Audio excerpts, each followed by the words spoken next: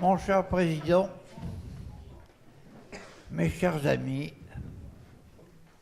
vieillards peut-être, mais encore volontaires. Le passé a peu d'importance, disait tout à l'heure notre président, je n'en suis pas sûr. La chirurgie mène à tout, à condition d'en sortir. Je vais vous en donner un exemple aujourd'hui. Excusez ma voix chevrotante de vieillard pas encore débile, tu vois, je le crois, pour vous dire que nous allons avoir une leçon d'histoire.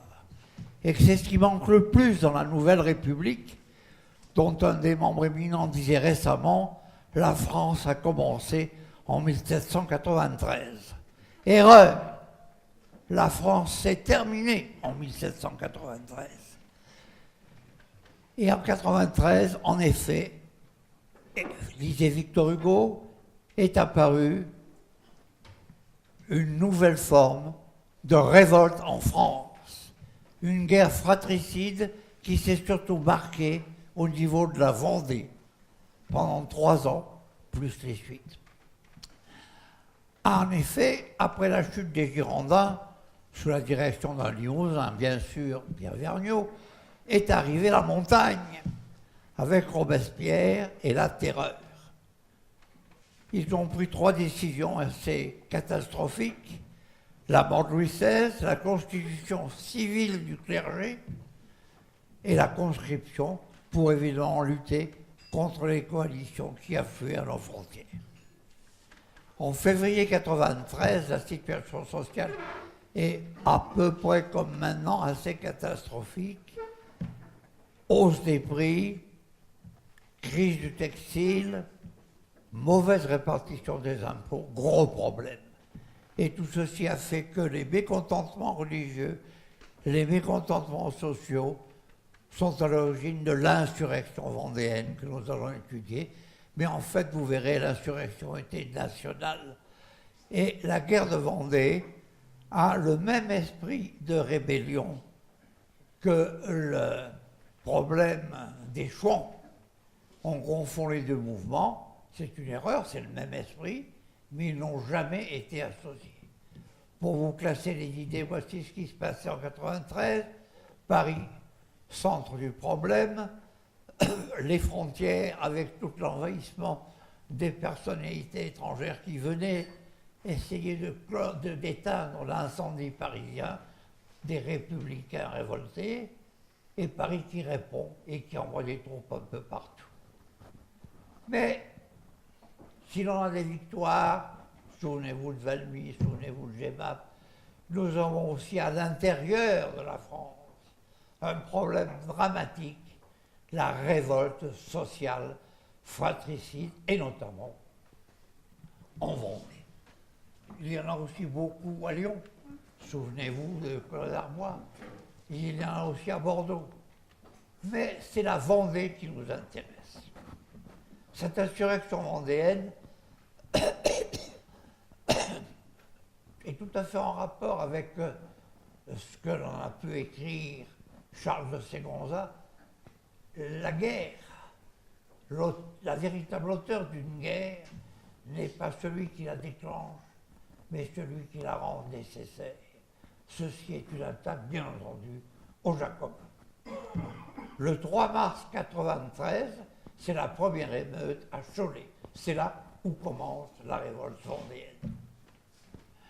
440 communes vont être tout de suite dans cette guérilla, du Bocage au Marais, de Fontenay-le-Comte à Cholet, et pendant 6 mois, 2000 paysans vont vivre dans un refuge dit de Brélat.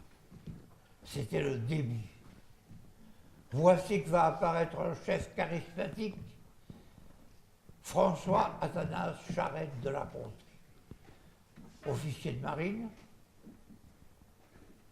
Il est sollicité par ces paysans vendéens qui ont besoin d'un chef charismatique. Et il va devenir ce qu'on a dit le roi de la Vendée, habitant le manoir de Fonteclose, et devant un sabotière, là où il est mort, enfin où il a été blessé à mort, il y a un canon, que je vous ai mis l'image ici, et une grande croix de granit. Vous avez à droite l'image traditionnelle de Charette.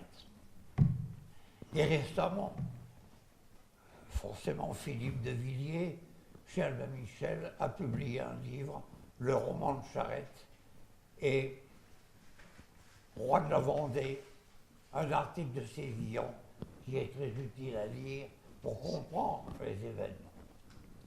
Les Vendéens, ce sont les Blancs. Les Républicains, ce sont les Bleus. Le malheur, c'est qu'après, il y a les Rouges, et que le bleu, blanc, rouge est en fait du sang du peuple. Paysans survoltés, paysans écœurés, surtout par le plan religieux, car le problème des prêtres réfractaires est l'origine essentielle du soulèvement. Vous voyez, 200 à 500 000 morts, quand même, c'est beaucoup.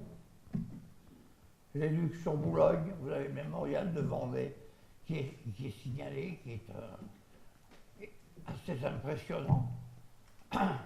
Les Blancs se caractérisaient par une cocarde qu'ils collaient sur leurs vêtements car ils n'avaient pas de tenue militaire, c'était des civils, un cœur rouge surmonté d'une croix. Ça va pas, vous n'entendez pas? Non, c'est pas ça, mais... Ah, voilà. Et tout ceci va se traduire par trois phénomènes. Le mémorial de Vendée que je vous ai mis en bas, les colonnes infernales de Turreau qui sont un thème extraordinaire. Et puis, vous voyez, ce paysan avec sa faux qui va au combat et les émeutes qui sont à votre droite. Suivant.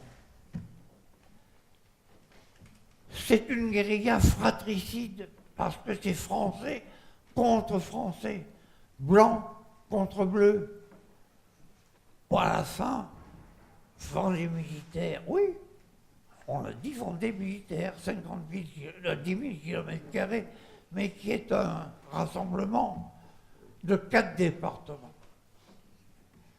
Le nord de la Vendée, le nord du Sèvres en bas, et puis en haut le sud au contraire du Maine-et-Loire et le sud de la Loire-Atlantique.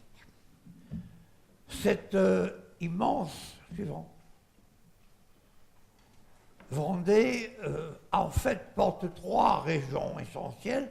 La Gâtine, qui est la montagne, le Bocage, qui est à l'ouest, avec le Maine-et-Loire, les Deux-Sèvres et la Vendée inférieure, et le pays des Bauges. Vous voyez que les communications ne sont pas tellement faciles, puisque vous n'avez de contact que nord-sud 2, encore sur les Sables d'Olonne d'une part et le nord de l'autre, et en transversale qui nous met en contact avec Soule.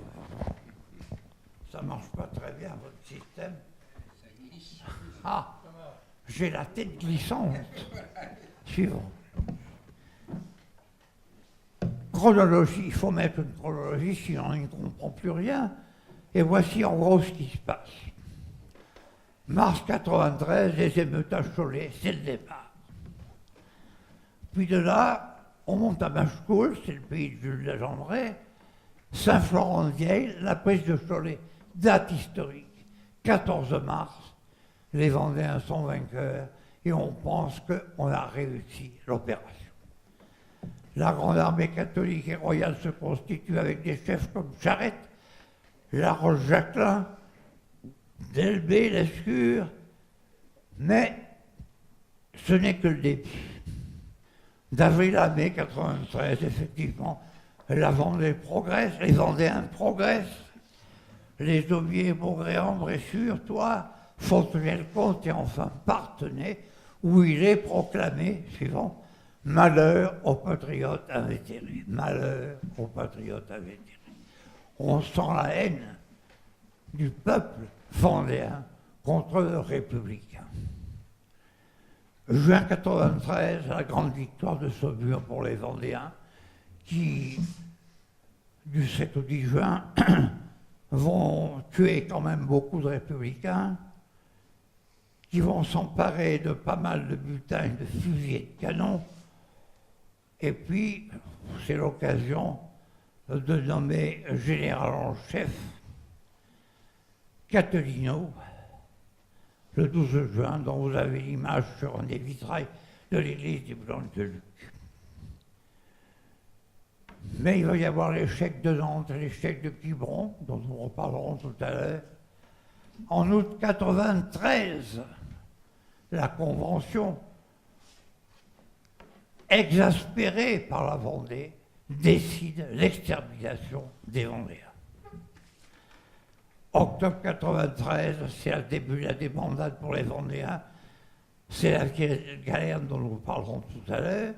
Les Mayans de Kléber, qui est une armée fantastique, vient à la rescousse des troupes de l'Ouest pour prouver la victoire républicaine, cette fois, de Cholet, 6 mois après la victoire vendéenne. Il y a donc eu 6 mois, en fait, d'existence réelle de la Vendée. Voilà la virée de Galerne. Nous partons de Cholet lorsque les troupes républicaines sont vainqueurs. Alors là, il y a une centaine de mille de Vendéens qui va monter vers le nord, et qui va aller à Mayenne, puis arriver à Granville. Là, à Granville, ils attendent les Anglais, mais comme souvent, les Anglais sont absents. Ils ne viennent pas à notre secours, c'est factice dans l'histoire, et c'est la débandade, on retourne en arrière. Et les malheureux Vendéens se retrouvent à Angers, où ils prennent une déculottée terrible. Ils se réfugient au Mans, où ils reprennent une deuxième déculottée terrible, pour enfin aller se faire exterminer à Savenay. Voilà ce que c'était que la virée de Galerne, une tentative d'explosion contre les républicains, mais qui est un échec. Beaucoup de morts, beaucoup de haine. Octobre 1993, sous le commandement de La Roche-Jacquelin, en effet, 100 000 Vendéens ont traversé, comme vous l'avez vu, la Loire et sont montés faire cette virée de Galerne. Mais cette retraite du retour de Granville est catastrophique. Il y a des morts par blessure, mais il y a surtout le froid, les catastrophes infectieuses, joint au massacre des républicains qui s'en donnent à cœur joie. Tuez-les, c'était le terme employé. Et puis le 23 décembre à Savenay, l'extermination, et lisez cette phrase d'un général français, ayant tué des Français, qui a le courage de dire à la Convention, il n'y a plus de Vendéens, j'ai tout exterminé. Quelle horreur! Regardez Machecoul, regardez ces images qui traduisent cette furieuse débandade mortelle. Décembre 1993 est aussi une date importante parce que c'est la défaite vendéenne du Mans. Et on a retrouvé 9 charniers connus avec 159 cadavres sans enfants. Je dis ça parce que plus tard, vous allez voir, les enfants vont aussi passer à la casserole. C'est l'écrasement complet de Savenay. Janvier à mai 1994, alors là, il y a un fait nouveau, c'est l'apparition du général Turreau avec ses colonnes infernales, 6 divisions de 2 colonnes, ça fait 12, qui vont absolument tout massacrer. C'est une horreur. Vous allez en voir quelques images ici, et nous en reparlerons tout à l'heure, pour arriver au 28 février 1994, donc après plus d'un an d'existence, où il y a le massacre des Lucs sur Boulogne, où dans l'église même des Lucs sur Boulogne sont sacrifiés le curé Bardelette d'une part, et les malheureux enfants qui se trouvaient dans le village, comme plus tard à Oradour-sur-Glane, dont on commence à reparler actuellement en Limousin, les SS du même procédé, mais eux, ils n'étaient pas français, ils avaient une excuse, ont massacré 650 personnes. Voilà maintenant une nouveauté. Février 1995, les Vendéens sont quand même assez acculés, les troupes militaires organisées sont puissantes, et on signe le traité de la Journée. Mais, très rapidement, au mois de juin, Charette reprend les armes, n'accepte pas la démission et le combat continue. Alors de février à mars 96, donc au bout de la deuxième année, c'est l'extermination partout avec Gilles Turreau dont nous allons reparler, et ça s'arrête enfin par l'exécution de Stofflet et de Charette à Nantes en mars 96, dans lequel nous aurons à voir tout à l'heure le rôle du général Hoche, honni par les uns, bravé par les autres, mais de toute façon, c'est lui qui a arrêté la guerre parce qu'il a tué les chefs. Est-ce ça le but d'une révolution? Sûrement pas. Et vous voyez le masque funéraire de Charette qui traduit bien cette espèce d'exténuation des hommes. En bas, au centre, le traité de la Journée, qui était quand même une tentative pour calmer le jeu, mais on n'y est pas arrivé. Et nous allons maintenant voir deux épisodes très particuliers. Les noyades de Nantes, avec Carrier et les colonnes de Turreau après. Les noyades de Nantes, novembre à février 93 à février 94. Alors là, Carrier, c'est formidable à imaginer, pour ne pas avoir à les nourrir, de détruire les Vendéens capturés. Il a commencé par les prêtres réfractaires, vous voyez, 90 prêtres réfractaires, puis la deuxième noyade, 58 prêtres arrivés d'Angers. Il en voulait aux prêtres, il n'y avait rien à faire. C'est pas c'était les prêtres réfractaires qui avaient excité les paysans vendéens et il fallait les détruire. Et puis il y a donc 800 individus de tous âges qui disparaissent le 23 décembre, date fatidique 93, dans la prairie du Duc. Le 28 décembre au 18 janvier, les noyades des Galiotes, là sur le championnat, 600 à 900 victimes. Comment procédait-on? On attachait avec des grosses pierres par 2 ou par 3 ces malheureux Vendéens, on les mettait dans des bateaux à fond plat, on les entassait là-dedans, on l'amenait au milieu du fleuve, et on coulait le bateau, les types étaient mort-noyés, ils ne pouvaient rien faire, il y avait des cordes au cou, aux pieds et des pierres, ils coulaient, ils mouraient. C'était effroyable, il fallait quand même être un peu fou pour inventer des choses pareilles. Il est vrai qu'au cours de l'histoire de l'homme, nous en reparlerons tout à l'heure, ces exemples ne sont pas exceptionnels. Mais vous voyez qu'au total, il y a eu à peu près 711 noyades identifiées, tout avec le même processus. Et alors, selon les historiographes, pour Martin, il y a eu 1800 à 4000 morts, pour l'Allier, 4800, et pour Fouquet, 9000. Tout dépend bien sûr comment on compte. Et il n'y avait pas que les noyades officielles, il y avait aussi les noyades officieuses. Alors il s'est donc installé en Vendée ce qu'on a appelé la terreur bleue. Les bleus contre les blancs, créant le rouge, le sang, l'extermination. Le 26 juin 1993, à la Convention, Barère de Vieuxac, grand noble, devenu républicain, avait décidé l'anéantissement de la Vendée. Oui, il a réussi à repartir. Le 9 août 1993, l'armée de Mayence, dont je vous ai parlé, est arrivée à la rescousse. Et alors ils ont semé la terreur. C'était une armée formidablement équipée, ils ont tué tout ce qu'ils ont pu. Le général en chef était Antoine Rossignol, que vous voyez en bas et à droite. Et puis, finalement, on est arrivé à l'horreur de Victoire de Cholet, 6 mois après le début du soulèvement, où on a vu toutes les exterminations que je vous ai déjà dit.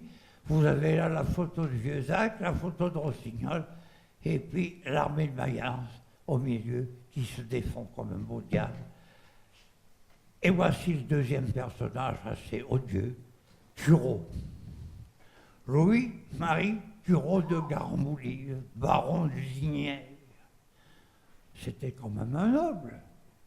Eh bien oui, mais c'est un homme qui avait passé à gauche, et les exemples de l'histoire, même récente, nous a prouvé qu'il n'y a pire tueur de gauche qu'un ancien de droite. Ce n'est pas une découverte. Après la défaite vendéenne, sur ordre de la Convention, le général Turreau établit un plan d'extermination de ce qu'on appelait les brigands. C'était des brigands. C'était pas des hommes, c'était des brigands. Il a décidé de faire un cimetière national. C'est écrit. Et qu'il fallait repeupler après par des réfugiés républicains. Autrement dit, rien de mieux que ce qu'avaient trouvé les Waffen-SS ou Mao Zedong en Chine. Déjà, c'était des précurseurs. Dans le Maine-et-Loire, la Loire inférieure, la Vendée, les Deux-Sèvres, de janvier à mai 1994, vous voyez, en 5 mois, Turreau, massacre. Et un peu affolé quand même par le résultat, Barère de Vieuzac à la Convention, 12 février 1994, déclare que Turreau a tort. Il a fait 40 000 morts, c'est pas ce qu'on lui demande, on lui demandait de pacifier la Vendée. Ah, il l'a pacifié, il les a tués. Ça a au contraire excité encore plus, s'est révolté. Comme nous avons connu dans les années plus récentes, dans la période 40-45, les exécutions successives n'ont fait qu'augmenter les effets de résistance. Carnot a demandé à Turreau de réparer ses fautes. Il n'en a rien fait, bien entendu, il a continué à exterminer. Qu'est-il arrivé à Turreau? Rien de grave, au contraire, puisqu'il s'est trouvé absolument disculpé par le tribunal militaire, puis il a été nommé ambassadeur aux USA en 1803-1811, c'est-à-dire sous l'Empire, et puis enfin, il est devenu baron d'Empire en 1817. Autrement dit, tuez-les, c'est pas grave, vous aurez de l'avancement. L'armée vendéenne opposée à cette armée républicaine est faite de pauvres diables avec des fusils de chasse. Il y a 80 000 hommes, ils se battent comme ils peuvent, ils n'ont pas d'uniforme, mais c'est l'armée de l'ombre. Ils se bagarrent, et puis ils disparaissent dans les forêts, dans les bois, et les troupes militaires ne peuvent pas appliquer des plans militaires. C'est la guérilla, et c'est à qui tuera l'autre, le plus souvent par surprise, et les Vendéens ne s'en sont pas privés. Alors les grandes armées royales, et on avait appelé comme ça, comprenaient 4 groupes. L'armée du centre commandée par Sapignon, l'armée d'Anjou par Catilino, l'armée du Haut-Poitou par La Roche-Jacquelin, et bien entendu, tout à fait à part, Charette avec l'armée du Bas-Poitou. Il était à part parce qu'il suivait le mouvement, bien entendu, mais il n'a jamais été discipliné. C'était le fougueux vendéen, qu'on a dit roi de la Vendée. Les chefs vendéens, je vous les ai remis là, ils sont tous connus. Et vous voyez qu'ils ont eu tous une fin tragique. Ils sont tous morts de façon violente, fusillés, une balle dans la tête, guillotinés. C'était épouvantable, c'était la guerre des chefs, mais c'était aussi la guerre des hommes. En face, les chefs républicains, qui est-ce qu'il y avait comme chef républicain? Les plus terribles, c'était certainement Rossignol, qui était le grand chef de l'armée de l'Ouest. Mais il avait des généraux redoutables, Cordelier, Grignon, Axo, surtout Turreau, dont nous avons déjà largement parlé. Et en face, enfin à la tête, le général Hoche, grand guerrier, grand militaire, qui lui a obtenu l'exécution de Charette et de Stofflet, Et c'est là où il y a eu la fin de la première guerre de Vendée, au point que Vendéen Clémenceau a pu dire, pour avoir la paix, il faut gagner la guerre. C'est quand même redoutable d'être obligé de faire la guerre pour avoir la paix. Eh bien, c'était le cas. Alors, mon propos, ce n'était pas tellement de vous raconter toutes ces histoires militaires, mais il fallait les signaler. C'est les catastrophes sanitaires de cette guerre de Vendée. Vous voyez qu'il y avait des médecins, bon, très bien, mais c'était le XVIIIe siècle.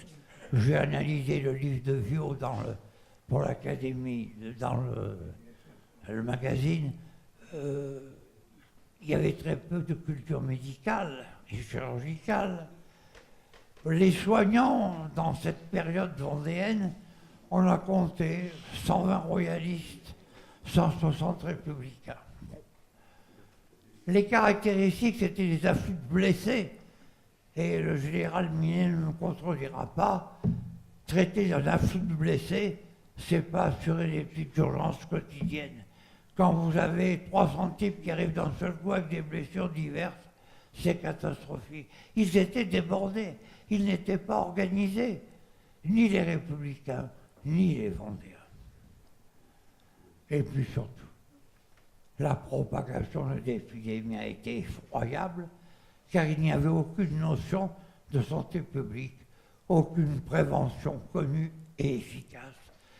Il y a donc eu plus de morts par les infections que par les blessures de guerre. C'est ça, je crois, la caractéristique de cette époque. Raoul Mercier, qui a fait un livre remarquable, a recensé 150 hôpitaux en activité, 150 dans un petit territoire de 10 000 km², 600 officiers de santé, 80 sont morts, et ils sont inscrits sur le mémorial que vous voyez là, en pénamblant le sous-bois. Et la grande caractéristique sur laquelle je veux insister, parce qu'on n'a pas assez fait, même dans l'émission récente à la télévision, médecins et chirurgiens ont soigné les deux camps à égalité, avec un humanisme considérable. Ce sont les seuls, les médecins et chirurgiens, qui étaient restés des êtres humains. Dans une bagarre de guérilla folle, d'excitation religieuse, d'excitation sociétale, heureusement, il y a eu encore le monde médical pour ne pas trop perdre la boussole. Et ils ont attiré l'attention, tous ces soignants, sur les exécutions, sur le mauvais état des prisons. Ils ont, Jean de la Tour par exemple, a parfaitement écrit le massacre des blessés et des malades. Nous allons en reparler. Et le 7 Frimaire, en 92, Fourcroy a dénoncé, lui, le grand Fourcroy, 600 officiers de santé morts en 18 mois. Ça a frappé l'opinion. Ils déportaient et des prisonniers en grande quantité. Voici une horreur que je n'ai pas pu vous cacher. Un nommé Péquel, Major Péquel, a inventé de tanner la peau des Vendéens pour faire des culottes de peau. Il avait remarqué que la peau des femmes était plus souple et plus résistante que celle des hommes, encore une caractéristique particulière. Comment peut-il être né dans la tête de l'individu de tanner la peau des hommes? Et pour ça, il avait dépecé 32 cadavres. Ces culottes ont été portées par des gens non négligeables, Besser, et surtout le général Moulin, dans les colonnes infernales. Je crois que c'était des malades mentaux, mais malheureusement, ça a existé. Le service de santé sur lequel j'ai attiré l'attention, alors là, cette fois du côté républicain, a été quand même honnête. La Convention a déclaré la réquisition forcée des médecins et des chirurgiens, ça a réussi. puisqu'on est passé de 1400 soignants en 92 à 10 000 en 95. On ne manquait donc pas de soignants, mais ils n'étaient pas de très grande qualité. Ce qu'il faut dire, c'est que le 5e des médecins de la région vendéenne ont suivi les insurgés. Ils ont échappé aux conscriptions. Ils ont échappé à la pression républicaine. Ils sont allés dans les bois. Ils suivaient les Vendéens. Ils les soignaient. Mais quand les Vendéens étaient prisonniers arrivés dans les hôpitaux militaires, les militaires républicains soignaient les Vendéens. Ça, je crois que ça, c'est là-dessus que je veux insister. Il y a eu des exactions terribles, mais il y a quand même eu de belles choses. Et le fait qui m'a frappé aussi, c'est que dans une même famille, il y avait d'un côté un républicain, de l'autre côté un Vendéen, et c'était le cas par exemple des familles Baca, où l'un était chirurgien des hôpitaux de Nantes républicain et l'autre était du côté de Charette. Les chirurgiens vendéens, les prêtres, médecins, il y en avait, notamment 2, qui n'ont jamais combattu, mais qui ont été chargés de l'organisation des hôpitaux forestiers de Charette, c'est-à-dire que dans les bois, on faisait des cabanes pour pouvoir soigner les gens. Les abriter un peu et les soigner comme on pouvait. Mais, outre leur capacité de soignants, un certain nombre de chirurgiens ont quand même été combattants, poussés justement par la détermination des partis, excités par l'exacerbation des passions, et ils ont pris les armes. C'est ainsi qu'on peut citer Joseph Joly, à la tête de 6 000 hommes, qui attaquent sans succès les Sables d'Olonne, Savin, au Luc sur Boulogne, Cady, à la virée de Galerne. C'était une aberration, mais il était impossible d'échapper à la pression. C'est pourquoi je crois que malgré leurs défauts, il faut leur donner un bouquet de fleurs.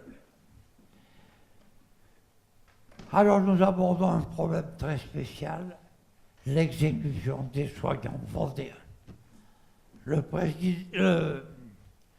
Gabriel Partagé, qui était médecin à Haute-Vielle, a été guillotiné au Sable d'Olonne. Top. René Fumet, qui est chirurgien, a été guillotiné à Niort. Joseph Furiou et Pierre-Louis Barrault, qui étaient chirurgiens de Charette, ont été fusillés à Noirmoutier. Un jeune chirurgien de 23 ans, Thémiard, a été fusillé à Alençon. Mais horreur, 2 femmes chirurgiens exceptionnelles, les chirurgiens vaves à cette époque, 2 ont été exécutées, rongées. Elles sont connues, c'est Marie Lardreux et Germaine Boucher. Au total, les Blancs ont eu 2 médecins et 26 chirurgiens exécutés. 28 exécutions sur 120 ou 130 chirurgiens. C'est quand même assez redoutable d'avoir pu voir des choses pareilles. Et alors les malades et les blessés, ben pareil, on les a exécutés. Alors le suprême, c'est le trio Turreau, Prière, Esmu, qui a eu l'audace, je dirais même l'ignominie, d'écrire, se défaire le plus humainement possible, comme si c'était vrai, de tous ceux qui, par raison d'état sanitaire, apporteraient un préjudice quelconque à la marche ou au succès des troupes républicaines. Quelle justification, quelle horreur, mais ils l'ont écrit, c'est coché dans les registres officiels. Au Mans, il n'y a pas de prisonniers. La bataille du Mans, ça s'est tout terminé par la mort. Les blessés sont achevés et hachés sur le champ de bataille. On est sûr comme ça qu'ils ne reviendront pas. Il y a eu des massacres dans les hôpitaux, les petits hôpitaux, il est vrai, Pontorson, les hôpitaux forestiers, mais vous voyez un peu ces images assez catastrophiques que l'on peut rejeter hors de nous. Non! Sachons qu'il y a eu des horreurs. Et dans les hôpitaux civils, en Vendée militaire, ben c'était pareil. Ils étaient débordés. 150 hôpitaux, 600 officiers, 80 morts. C'est un bilan assez redoutable. Et puis, bon, ben, c'est les infections, il n'y a pas de problème, qui étaient à l'origine de beaucoup de morts. Et à titre d'exemple, je vous donne à Nantes, 19 soignants, 11 infectés, 5 morts. Les médecins ont payé un lot tribut. Je n'ai pas pu résister à vous présenter les hôpitaux de Nantes. Malvie n'est pas là, mais c'était le vieil hôpital de Nantes avec sa chapelle. À droite, c'est l'hôpital de Limoges, avec son clocheton et la croix. N'oubliez pas que la guerre de Vendée est une origine religieuse. L'extrémisme religieux, même au XXIe siècle, reste redoutable. Les hôpitaux civils. Ah, j'ai les enlevé de pied. En Vendée militaire, étaient nombreux. Il y avait les petits hôpitaux où il y avait peu de lits et quelques grands hôpitaux, comme à Paimboeuf, 400 lits. Mais c'est dans les Deux-Sèvres que je veux attirer votre attention sur, à la Charité par exemple, 160 fiévreux, c'était le terme que l'on donnait à l'époque, et j'ai vu ça marqué sur les registres de l'hôpital de Limoges, dont je vous parlais tout à l'heure. Ils appelaient les fiévreux, c'était les infections. Et 10 blessés. Vous voyez, la balance. Dans les ambulances, ces improvisations de soins, 1677 fiévreux, 23 blessés. La blessure de guerre était moins dangereuse que l'infection contractée. Douai-la-Fontaine, c'est pareil, et Montreuil-du-Bellay, 6200 hospitalisés en un an. C'est quand même magnifique, si j'ose dire, comme statistique, d'avoir réussi sur 10 000 km² en un an à sacrifier pratiquement 30 à 40% de la population. Les hôpitaux militaires, alors eux, ils étaient mieux organisés, eux, ils dépendaient de la République, eux, ils avaient des chirurgiens patentés.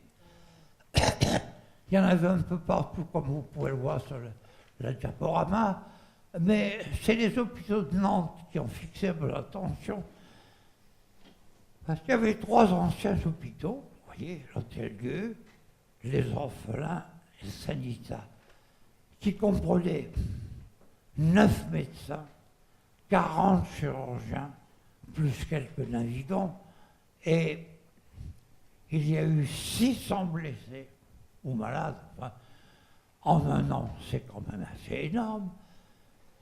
Et les maladies contagieuses, dans les 2 cas, étaient les responsables essentiels des morts.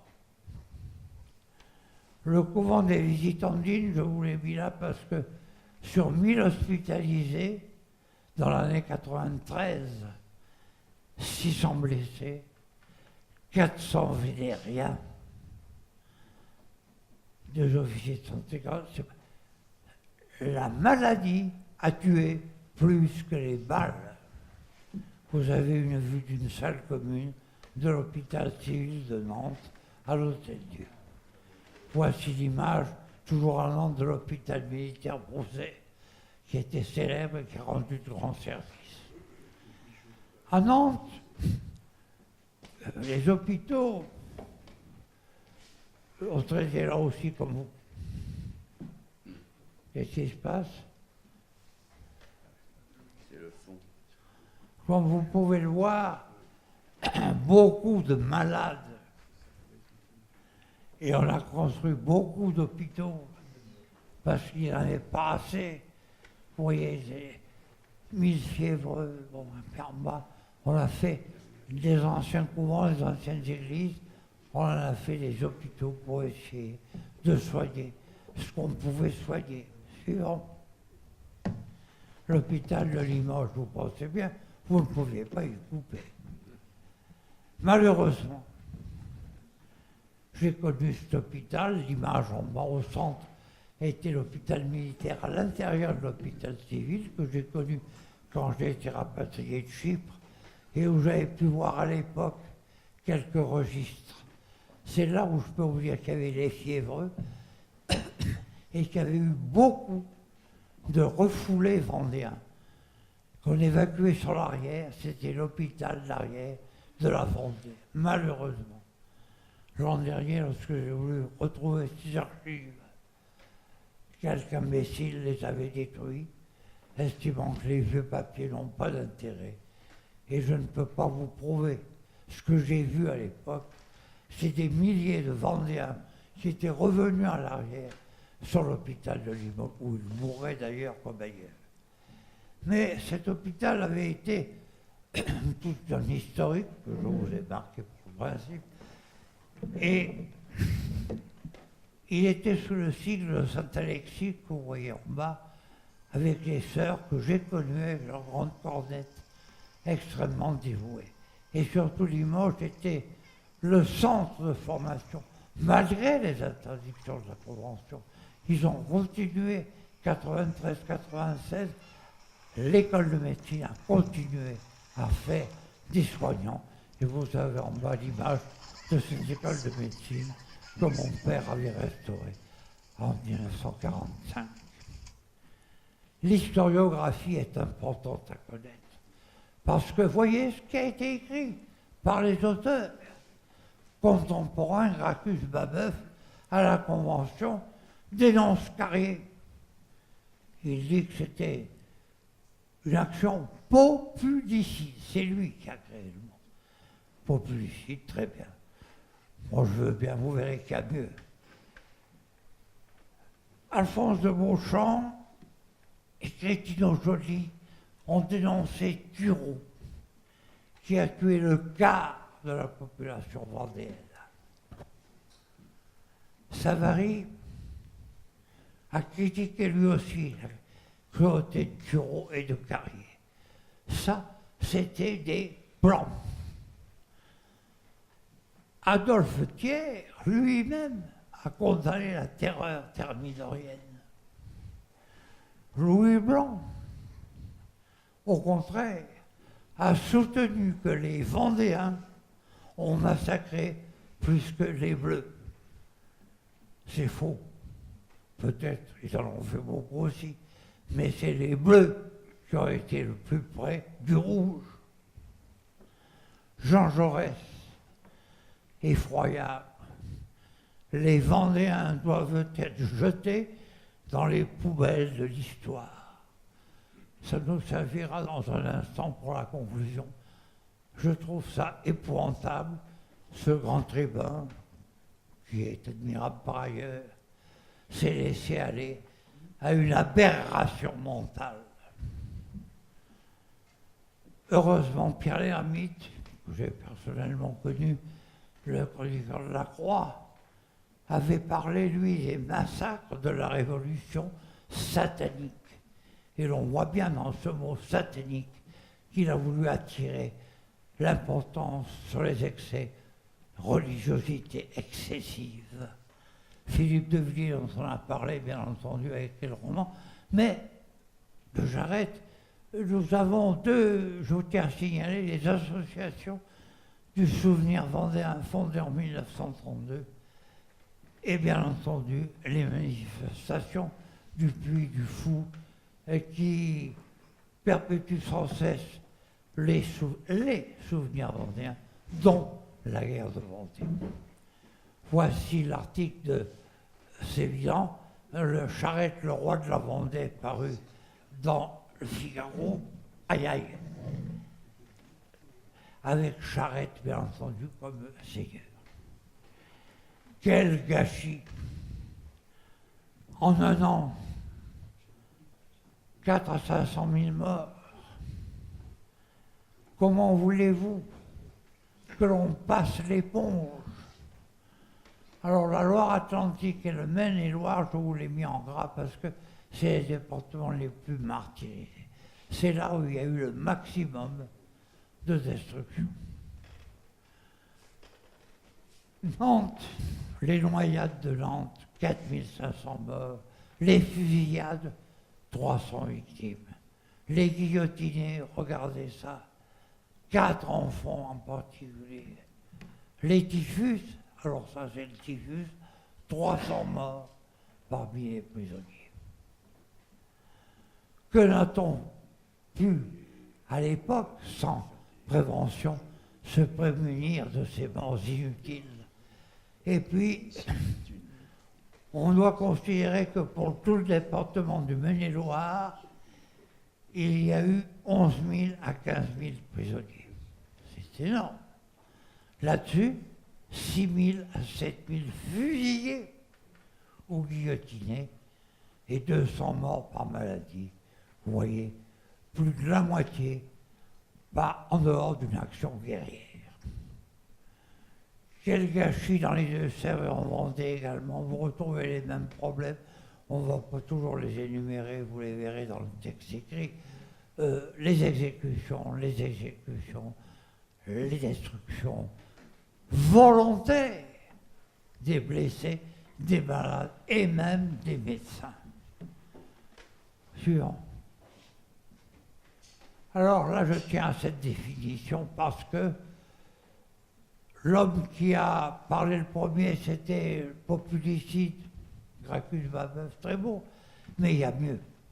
Il y a mieux, et c'est Rénal Stécher qui a écrit un livre remarquable qui a dit « Le génocide en Vendée ». Et c'est effectivement un génocide. Et pourquoi? Parce que Hussenet a trouvé que 22% de la population était morte des Français, par des Français. Les colonnes infernales, 40 000 morts sur 200 000 recensés. Alors écoutons Raphaël Lemkin, qui est l'homme qui a créé le mot du génocide, en disant « Le génocide, nous entendons la destruction d'une nation ou d'un groupe ethnique. » C'est bien le cas. Et à la Convention des Nations Unies, ça a été accepté, mais surtout, c'est le préambule de l'acte comme action de détruire de tout ou partie d'un groupe national, ethnique, racial ou religieux. C'est le début de la fondation de la Cour pénale internationale. Voici Lemkin, voici les crânes qui simulent ce génocide. Alors, bilan, terreur en Vendée. Bon, on l'a comparé à tout et toutes les grandes exterminations qu'il y a eu de tous les temps. Au XXe siècle, on n'a pas été mieux, vous savez. Le génocide arménien, la Shoah, les massacres de Corée et Mao Zedong en Chine, les hécatombes des Khmers rouges, les guerres d'Algérie, de Libye. On n'arrête pas. Depuis le début de l'humanité, on tue, on tue, on tue. Quand on n'a pas un adversaire étranger, on tue son frère. C'est tellement plus simple. Abel et Caïn avaient initié la chose. Alors, ce que je veux que vous reteniez, c'est qu'il s'agisse de crimes contre l'humanité, terme qu'on a employé, ou de crimes de guerre, ce sont des génocides. Et le maréchal de Lattre, qui était vendéen, a dit « Les Waffen-SS n'ont pas fait mieux que les Vendéens. » Conclusion, excusez-moi d'avoir été peut-être un peu long, de vous avoir peut-être perturbé, mais notre passé n'est pas toujours glorieux et il ne faut pas l'oublier. C'est pourquoi j'ai dit à l'Ouest rien de nouveau, C'était déjà dans les temps anciens, ça reste dans les temps modernes. Et ce qu'il y a, c'est que cette première guerre de Vendée est en fait l'opposition de deux fanatismes. La destruction en masse par guérilla fratricide. C'est ça la leçon à retenir. Malheureusement, on continue.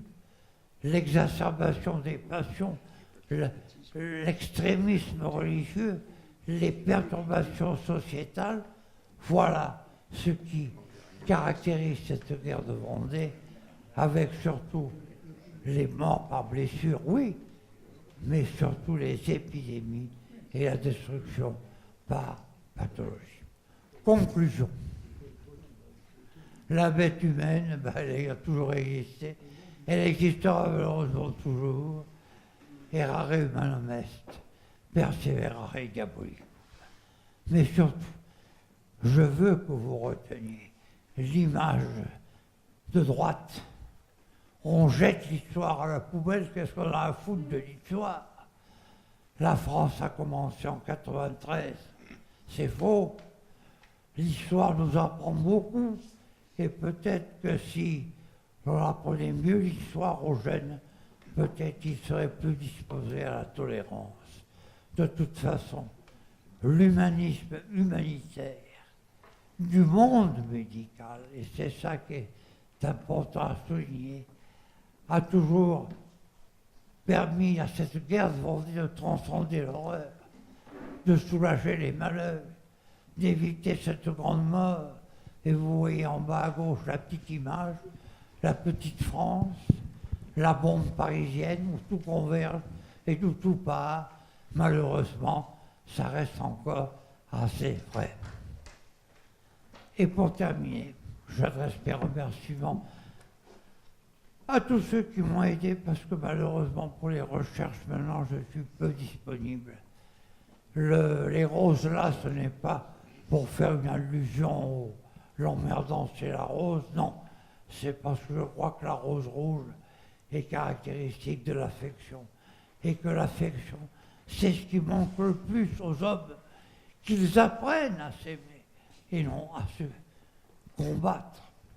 Bien sûr, Machiavel a dit mieux vaut être qu'un plutôt qu'aimer.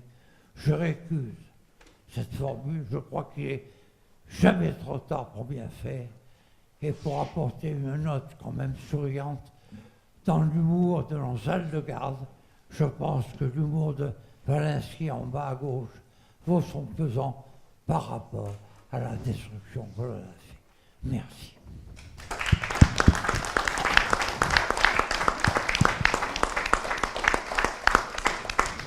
Juste un mot, je crois que François Richard et moi et tout le monde ici s'associe pour vous remercier, Monsieur Vert. Vous nous avez passionné, et puis cette conférence est assez d'actualité dans l'ambiance que nous connaissons actuellement. Même si ce n'est pas un combat aussi fratricide et que c'est un peu plus loin que nous. Et puis qu'il y a moins de morts quand même jusqu'à maintenant. Bon, merci Monsieur Vert, merci encore pour toutes les raisons que j'ai citées. Je vous convie à